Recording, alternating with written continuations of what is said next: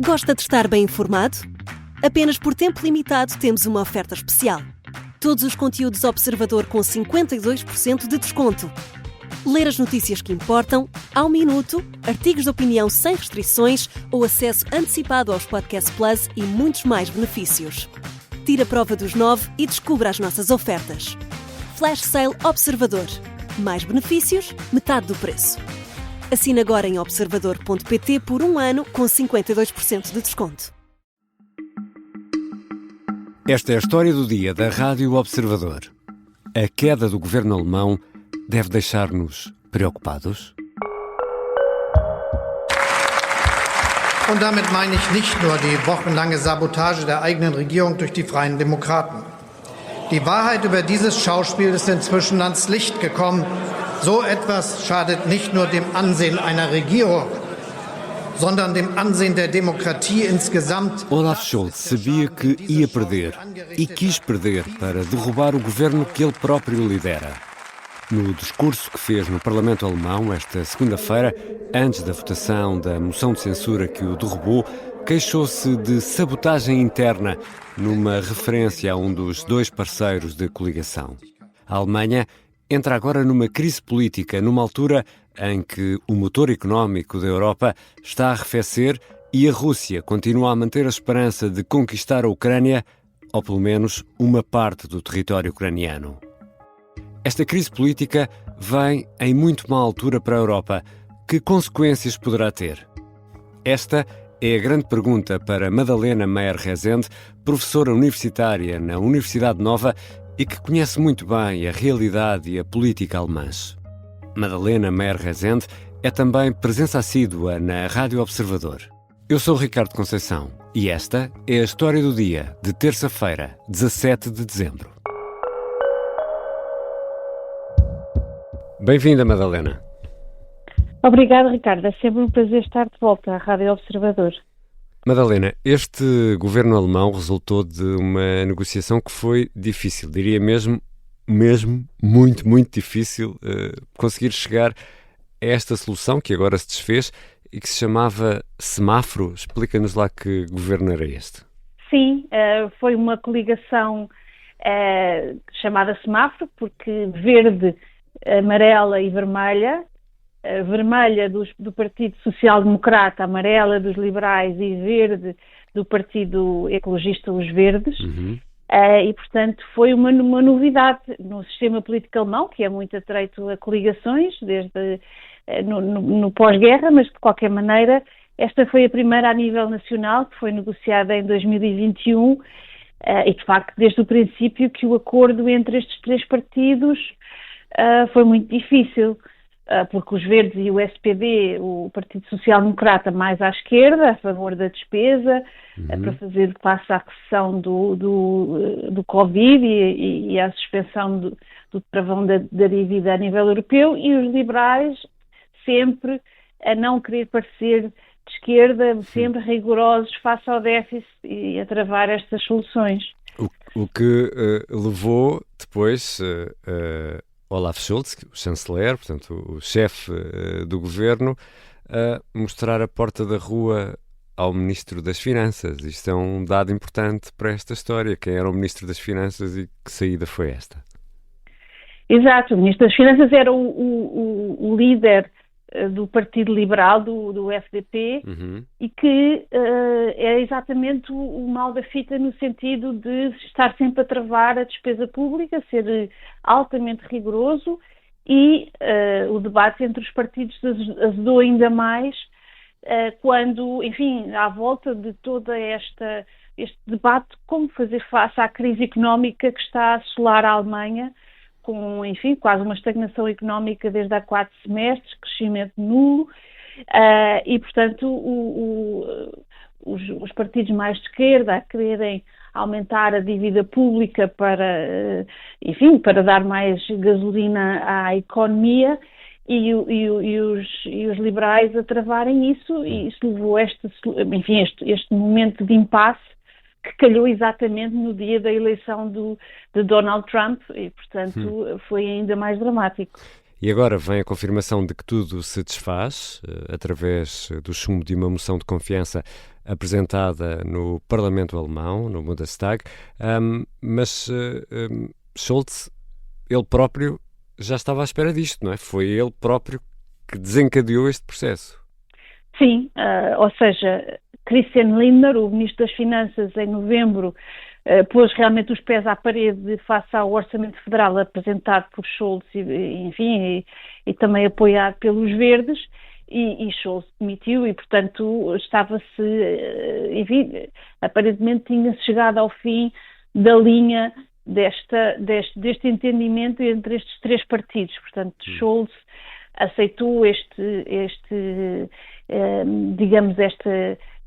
desfecho, ou provocou, e realmente, enfim, a priori, o que aconteceu na terça-feira no Bundestag, com a votação a favor da moção de censura ao governo, era já esperado, e as eleições, já todos os partidos estão em campanha há bastante tempo. Em modo de eleições, mas de resto o som que ouvimos no arranque desta história do dia de Olaf Scholz, ele fala mesmo de sabotagem, portanto ele não é meigo na forma como nesta segunda-feira se dirigiu aos deputados no Parlamento, ou seja, isto é algo que é conhecido e é discutido abertamente. Ele queixa-se de sabotagem dentro do próprio governo. Sim, eu penso que realmente esta posição do Partido Liberal, é verdade que o Partido Liberal está a lutar um pouco, como está sempre a lutar um pouco pela vida, porque para ultrapassar a barreira dos 5%, para estar no Parlamento, está sempre a tentar mostrar o seu perfil e a distinguir-se não só da esquerda como do Partido Cristão-Democrata, mais centrista, e agora também com o Partido da Extrema-Direita à perna. Portanto, Christian Lindner foi de facto muito pouco flexível e a solução para este governo não era claramente muito fácil. Sendo que, de facto, a Alemanha está num momento crítico com, de facto, esta crise económica do seu modelo, não só uma crise, transitória, mas aparentemente o seu modelo de crescimento posto em causa, e isso é realmente grave. Madalena, esse pormenor dos 5% é muito interessante, ou seja, o partido que não conseguir mais de 5% dos votos não consegue eleger deputados, é isso? É, exatamente. É uma medida para impedir ou para diminuir a fragmentação no Parlamento, que foi um dos fatores que nos anos 30, que aprofundou a crise política que se vivia na República de Weimar e foi instaurado na Constituição de 1949, exatamente para estabilizar o sistema político e, portanto, os partidos que não cheguem aos 5% não têm representação parlamentar. Já voltamos à conversa com a Madalena Meyer Rezende, professora da Universidade Nova, que conhece muito bem a realidade alemã. O que virá a seguir na Alemanha? É a pergunta que fica para a segunda parte.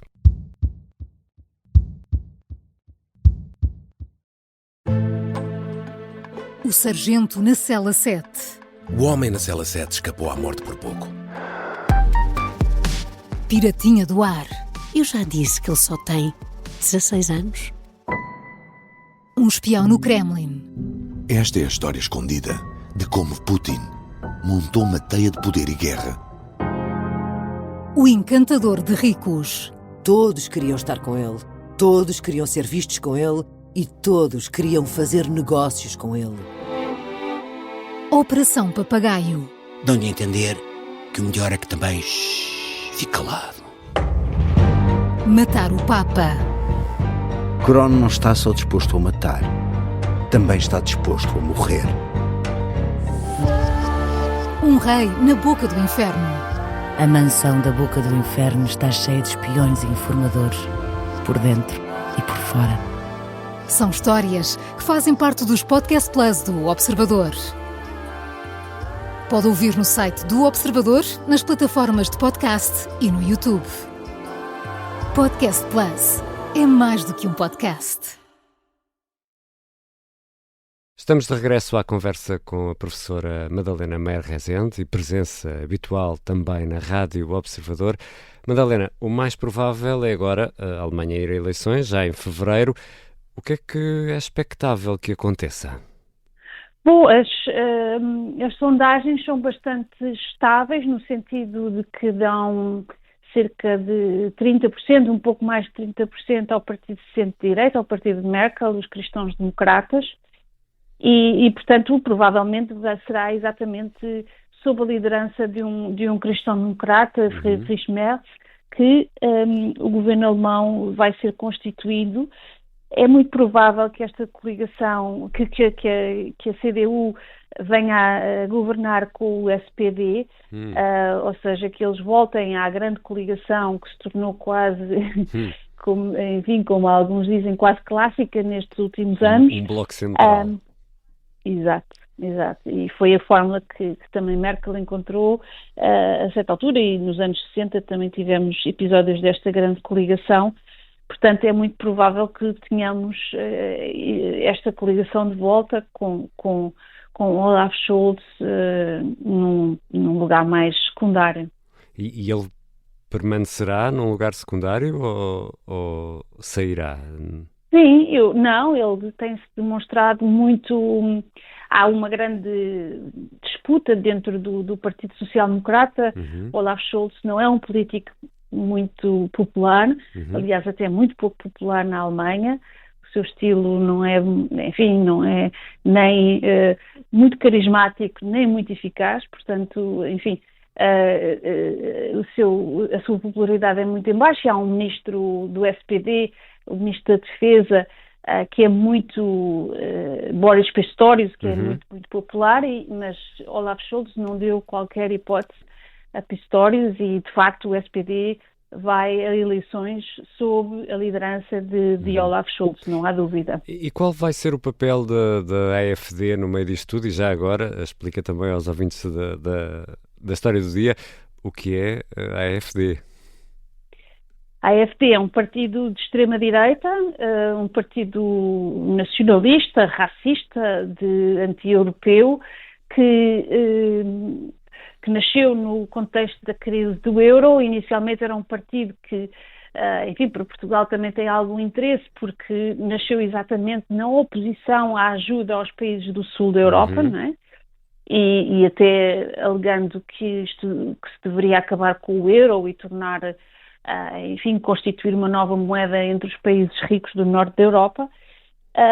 E que nesta última década se tornou cada vez mais radical, no sentido de se tornar de facto um partido com algumas inclinações neonazis, muito arraigado na Alemanha de Leste, e de facto com uma agenda anti-imigração, uma agenda anti-europeia, muito preocupante, que neste momento tem cerca de 18% dos votos. Exatamente, é uma fatia considerável do eleitorado, não é?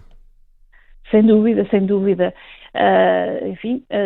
Quase 20%, não é? Um quinto do eleitorado.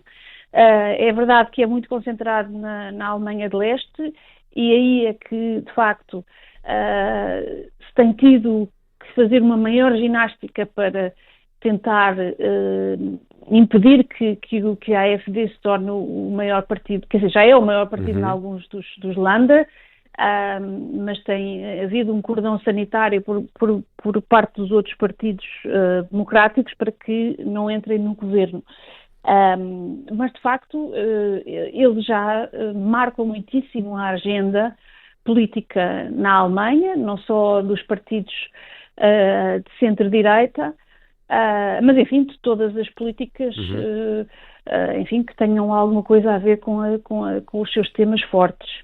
Esta instabilidade política, Madalena, não é alheia à guerra na Ucrânia. A Alemanha vem logo a seguir aos Estados Unidos na lista dos que mais contribuem no apoio a Kiev.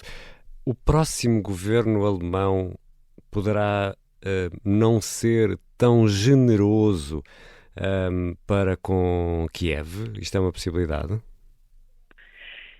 De facto, é um debate muito aceso que está a ter lugar na Alemanha.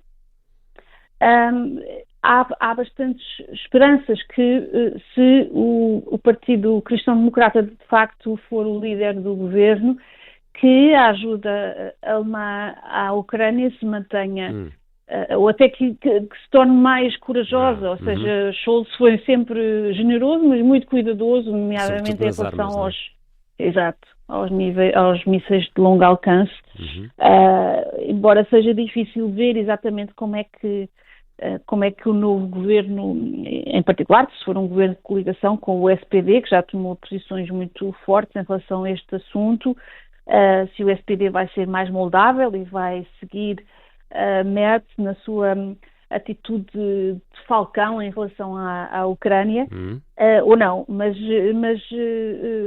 enfim, neste momento há alguma esperança, apesar das circunstâncias serem muitíssimo diferentes com a tomada de posse de Donald Trump.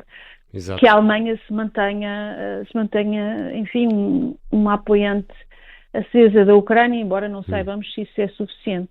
Exatamente, porque temos Trump na Casa Branca, sempre com aquela dose característica de imprevisibilidade, França a lidar com uma crise política também severa, agora também a Alemanha. Madalena, que Europa vamos ter nos próximos meses dentro deste contexto? Eu estou bastante apreensiva e bastante... enfim, com bastante medo de que a Europa realmente não esteja à altura e se apresente muito dividida perante assuntos tão graves para o seu futuro, como a questão, como a guerra da Ucrânia e, em geral, com a necessidade de investir muito mais na sua defesa e de fazer face de forma decisiva à crise económica e à crise do modelo europeu a que estamos a assistir. E, de facto, é muito necessário que haja uma liderança forte. Há aqui alguma esperança neste governo da CDU, no sentido em que venham a fortalecer, de certa maneira, a maioria do Partido Popular Europeu de centro-direita no Parlamento Europeu e, por inerência, a presidência de Ursula von der Leyen na Comissão, e que se crie aqui, de facto, algum momento para as reformas que são necessárias para fazer face a esta crise, nomeadamente as que são apontadas no relatório Draghi, e de facto a CDU é muito a favor destas medidas, não só de melhoria da competitividade da Europa, de um ambiente mais favorável, enfim, aos negócios e à indústria, e portanto também na questão de travão da dívida, Merz não vai tão longe como o SPD, mas está favorável também a alguma reforma deste travão, e portanto talvez sejam boas notícias. Este novo governo, se ele realmente for, enfim, se materializar, mas de qualquer maneira eu vejo realmente a Europa com uma situação, enfim, muitíssimo periclitante face ao segundo mandato de Donald Trump, quando era necessário, de facto, uma grande liderança neste momento. Obrigado, Madalena. Obrigada, eu.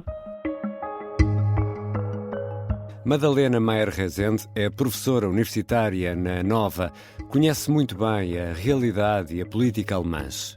É também presença assídua na Rádio Observador. Esta foi a história do dia. A sonoplastia é de Artur Costa, a música do genérico de João Ribeiro. Eu sou o Ricardo Conceição. Até amanhã.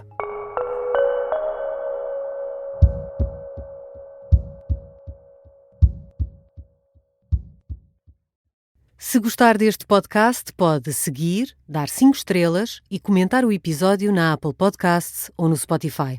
Pode também subscrever e gostar no YouTube. Assim recebe uma notificação sempre que houver um novo episódio.